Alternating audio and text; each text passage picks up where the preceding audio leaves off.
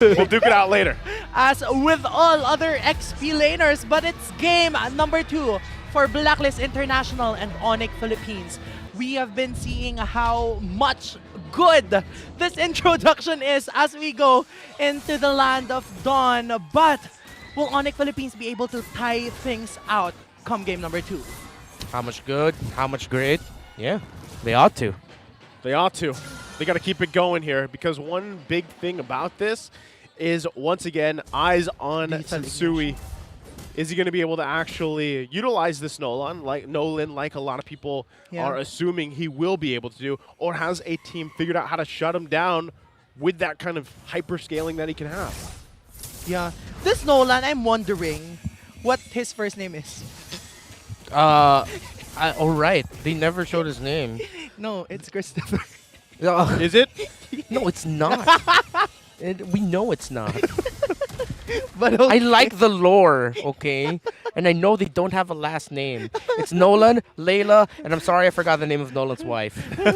Because she's no longer with us in the story. Okay, I digress. But Sensui opening up rifts in and out, and we are seeing how powerful this hero is, this Nolan can be if given that early game advantage. But 26 seconds before the first turtle comes in. Nothing fancy yet for both of our teams. Yeah, again, this is the big thing, right? As soon as these turtles come up, that's where you have to see how it differs from the previous game. You can already see this too. The turtle control rate for both of them, but already this is what Blacklist International wants to do. Put pressure on one of the lanes, get any advantage they can before the next turtle fight breaks out. The first turtle fight, rather. Yeah, so both Yue and Edward wants to be able to get their ultimate come the first turtle, and that's going to be the response also of ONIC Philippines. So 3 of our members here have level 4s. Meanwhile, Ryzen still on that purple buff. Yeah, with Escalera not taking level 4 yet, it might be tough, but they're going to try to get to it. Oh, just, not enough time. Again, you saw how that whole rotation kind of unfolded before the first turtle came up there. So, again, Blacklist International doing what they have to do. No bodies fallen, though, just yet. Yeah, and don't forget the ultimate of the Nolan Fracture. Actually, it's sort of like a escape tool and damaging tool at the same time, being able to remove all debuffs on himself. And, of course, the burst damage he can dish out, especially if he has some rifts left onto there from either Gauge or Expansion. I mean, that's how his passive works. Yeah. Oh, no, his passive is like the increased attack that dashes. Yeah, I think his passive allows you to deal out enough damage when you have 2 rifts open in a specific hero. So definitely we want to see more of action coming from this Nolan. So they look like they're about to set up against a Nets. It's 4v2, 4v3 rather. ONIC, they know this, right? But the question is, even when you have this information, can you actually stand up toe-to-toe with the fight? Because in a way, with this setup, instead to sort of balance it out. And yes, by the way, Sea Halberd actually for Sensui was his item priority, if I'm not mistaken. The XP lane version of Nolan, we see them actually get the Blade of the Hefty Seas instead, but the Sea Halberd now is the priority for Sensui. I think though Sensui has a Fury Hammer, so he just wants that additional penetration plus that lessening of the healing coming from this Mathilda's Guiding Wind. But so far, Super Prince is not hesitating in terms of casting his Circling Eagle against Yue. Yeah, as a Matilda, that's what you do. You use that Circling Eagle as sort of like a deterrent. And it's like, oh, try to do it. Oh! Escalera going to go in with a flicker once again. It gets the knockups here. The battle in the mid lane. Cram, go to the backside with the airstrike. They're going to get pressed back here. ONIC Philippines does not want to fight into that as they lose Escalera. What? Very crucial Minoan Fury coming from Renegade. The Farsa is a problem right now. The Minoan Fury from Renegade actually just provided so much space for Blacklist Farsa to really deal damage. Can they get Renegade here? He's one hit away! Ryzen able to get the kill finally. Now, Edward there, keeping Ryzen. Super Prince nets as well. Edward gonna flicker Appraisal's Wrath. He's now taken. Ryzen will get it. That was a smart use of the guiding wind. It's like Ryzen says, okay, I'm going to be coming back and then finishing the job here.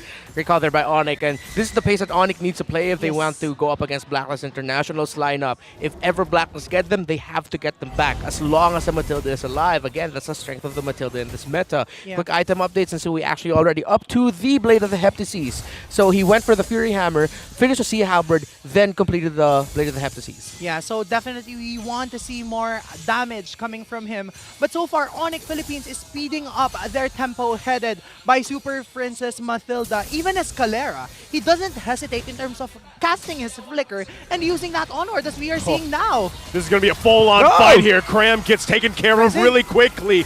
Rising in the backside, Turtle's going to go ahead and reset. All ultimates nearly going for it here from Blacklist International for that fight. So ONIC Philippines, they lose Cram, but they actually... Okay, Sensui gets the Turtle here. Oh, they're chasing. So they're still going to be chasing. ONIC Philippines, though, I will say, doing better in this game number 2 than they did previously. It's a little bit better, but they need to work on their target prioritization in the team fight. Super Prince and Ryzen, actually, it surprises me that they're not syncing up their usage of their ultimates, their diving style with the Circling Eagle, with the electrifying beats of the Joy, because that almost every time we see Farsa and then the Brody just being able to freely hit in the back line. So if Matilda and the Joy adjust their playstyle and really sync their dives, then that's going to throw off Blacklist team fighting to set up room for nets. Super Prince and Ryzen need to accept that, yes, even for the objective fights, they might have to bait out abilities, use their ultimates early because they're setting up for nets to finish up the job anyway. Yes, and definitely they want to be able to funnel nets rather, as well as Ryzen, just to be able to ensure that they dish out equal amount of damage in terms of physical and magic damage. But so far, they haven't been able to touch Yue in his Farsa. He's able to cast all 3 ultimates. Yeah, I think that's going to end up being a crucial thing as the game goes on. No! Right there, Renegade going to go ahead and find the setup they're looking for. Look at the damage coming through, though. Escalera tries to get out there. ONIC Philippines going to punch back, though. They find Renegade. They're looking for Edward now. Edward will fall as well. What a great response from ONIC Philippines. That's what I was talking about. It's already set up for nets. Even though you get initiated on, and that was a great start by Blacklist, and even better response by ONIC. Nets again showing off why he's a highly touted gold laner this season with this ability to stay alive in surprising situations. Ryzen, okay. Still alive. Even Ryzen can do that too. Yeah, and I just want to point out also, Reptar, on top of what you mentioned, it's good that they were able to distort the positioning of Blacklist International in that specific sequence. As you can see, Oheb was still on the top. So there was no damage dealer for the side of Blacklist, aside from Yue. Honestly, that setup that we saw, even with Renegade there, that couldn't have gone better for them in terms of like a setup. But it was just a great communication and response from ONIC Philippines. This is it right here. Look at this. Yeah, great start there by Renegade, and then US set things up for the Farsa, but then a quick punish onto Sensui's Nolan. Great sidestep by Nets, already committing the sprint as well to quickly re-maneuver, and then a great targeting. Again, when ONIC is able to really time their targetings together, they play so well. Just set up Nets for success. Yeah, and so far we haven't been seeing a lot of action yet coming from Nets because we want to see more physical damage coming from him. So he definitely wants to be able to position himself just so carefully, just so that he's able to free hit against the side of the agents. But so far, ONIC Philippines is in control of the Lord and they want to poke Edward. Okay. Out the flicker. Yeah, they got that out. They also got the Lord to reset for a little bit. Ryzen, though. Here comes Sensui. The damage comes through. That's the power, but he falls as well. Both teams fighting without the junglers. Super Prince going to fall here. Do they battle it out? Lord will go for the reset. ONIC Philippines, though, as long as they keep Nets alive, it looks like they're happy. But they got to defend the mid now. Blacklist International wants to get this tier 1 down. Great call by Blacklist to go for the tower instead of rushing the Lord. They're going for towers first. They want to go to the bot lane, break that first, even though it looked really good for Blacklist to go for the Lord instead. They still didn't underestimate, again, the risk. You're still up against an Edith, a Paquito, and then, again, that Irithel. Blacklist are keeping close tabs on Nets because as long as he's alive and he can fight, they're being a little bit more careful. Yes, and right now we are seeing Nets with almost complete kits, but this looks like the first Lord will go into the hands of ONIC Philippines uncontested because Blacklist chose to push that bot lane. Yeah, but I mean, It's okay. yeah, it's okay. Like, because at this point, really, a lot of pro players are willing, or pro teams are willing to give up the first Lord. Yes. Because a lot of them always just say, "Hey, do we contest?" It's the first Lord anyway. Yeah. It's important. But then even if you don't contest it too much, and then you give it to the other team, as long as your damage is good, you're gonna be able to clear it up quickly anyway. You lose just a few towers, maybe Yeah. just one rather. Yeah. I think even with this one. Ouch. Oh, Oh, Yeah, that's- Christopher. oh, Christopher. Nolan, the fractures. They're tough to deal with, and the ONIC Philippines is feeling it, but given that whole situation, they are the ones leading this right now, Yes. 3K ahead, looking for more space to work with. Escalera as well, the guy to set a lot of things up for ONIC Philippines, especially in this game, has been on point for the most part. Yeah. And the counter punches, like I said, ONIC Philippines, sometimes it's not them starting the fights, right? So their counter punches right now have been on point. Can Blacklist International deal with that? I think that's one of the big questions. And those big fights that have happened so far, OHEB hasn't been able to really be there and Yes. unleash yet. That's kind of one of the missing pieces for Blacklist International. Yeah. Now this is one of the gambits that Blacklist played. With them going for the towers instead of the Lord. Yeah, ONIC again didn't get too much out of it. But what happens is ONIC has a little bit more presence in the map now. So now Blacklist are getting pushed more towards their side of the map, their side of the base, which means in terms of the objectives for the Lord fights, especially, Blacklist are going to have a little bit more work cut out for them in terms of actually being able to position properly, Yes. especially up against a Matilda, up against a Joy. So Blacklist, this was the choice they made. They Yes. put themselves in this situation where they're now more on their side of the river instead of the ones pushing out.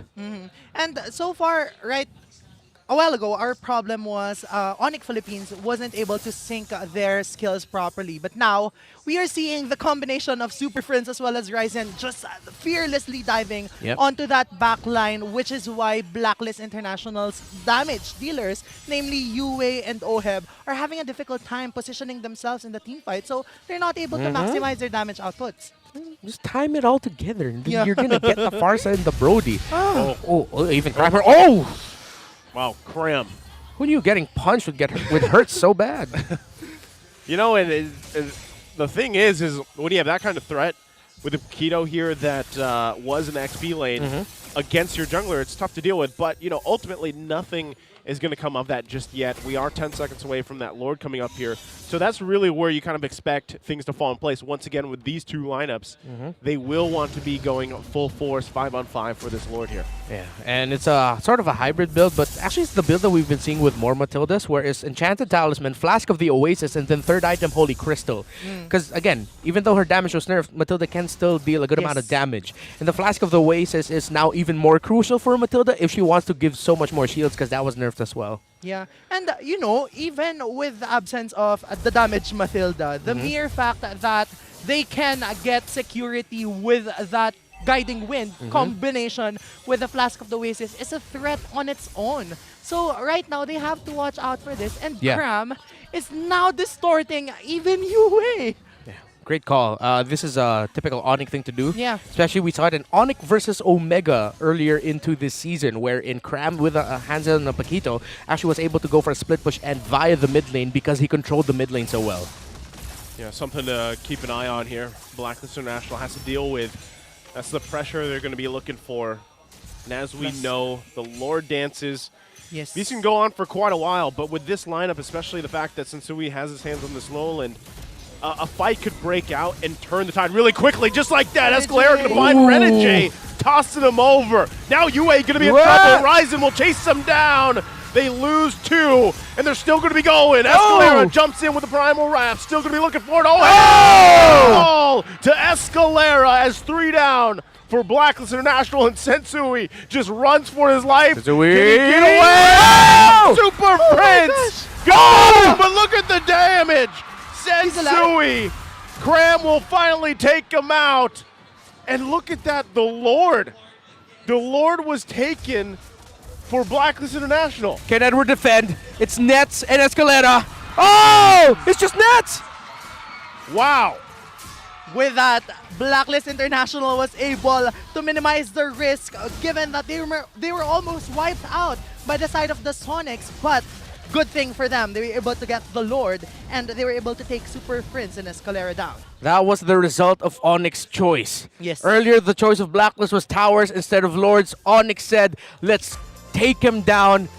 They get the Lord, but we'll be able to clear it anyway. How that will fare now for ONIC, that is the question that we're going to be watching out for here. But they made the right call to continue the aggression and then chasing for kills. Quick item update. No wonder why that Nolan Hurt's already up to a BOD. Same thing for the Joy as well. Already up as well to a Divine Glaive and even got the Wings as well for a little bit more sustainability for herself. So right now, ONIC rests comfortably at the 2.9k gold lead.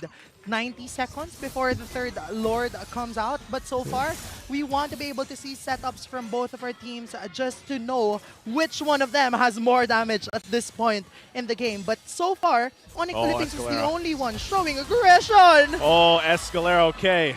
Ooh. Thank God he has the guiding wind here. Now, still going to be fighting for it. Engage. Pushing it forward. Renegade going to jump in, gets the Noise Fury before he's taken down. Ooh. Edward takes quite a bit of damage. Cram falls as well to Sensui. Oheb on the run. One hit. Super Prince gets the kill. 2 down from Blacklist International. Sensui waiting for Escalera. Can he get the kill? Before he gets taken down by Nets. So 3 members versus 2. They're in the base. I don't think they can pressure this one just yet. No minions to help them push in on the top and the bottom either. The minions are just a bit too far, so they're clearing them ahead of time. 30 seconds for Sensui, 5 for Renegade, 15 for Oheb. It's not endable for ONIC, but they're going to have to pick instead, and they decide to back off and then go for a turret. So wow, what a fight these two are putting on. Sensui is putting on a show with this Nolan, but you're seeing what Nolan is built for. High risk, high reward. He can burst 1 or 2, but he will most likely fall down, which is why we're seeing XP lane Nolan, because at least he'll have a escape mechanism if he has the flicker. But with a retribution, it's like it's all in or nothing at all. Yeah, and just so that Nolan can be worth it, he needs to be able to make him fall down at least 1 damage dealer from the side of ONIC Philippines. May that be the Joy or the Irithel. Yeah. But so far, the ones that are falling down are either that Edith as well as that Paquito. So it's not that worth it. Escalera? Oh, Escalera again. He's going to find Sensui, but he has to run back. Still going to be fighting for it. Feathered Airstrike right on top of multiple members. Who's going to be able to outlast this? Quite low. Nets able to get the kill. Wow. Immortality going to be popped. They find another knockdown. Wow. Goes down. It's a double for Nets. He is massive right now. Sensui! It's Nets again with the triple. Ooh. Now chasing down. Crab cleans up the kill. It's only UA. And ONIC Philippines comes in, makes the adjustment, and will take game number 2. Goodbye, UA. He winter tranches, but it's not enough. ONIC Philippines takes game 2. This winning moment is brought to you by our official sponsor, FWD Life Insurance. With a clean wipeout, ONIC Philippines ties the game. That was freaking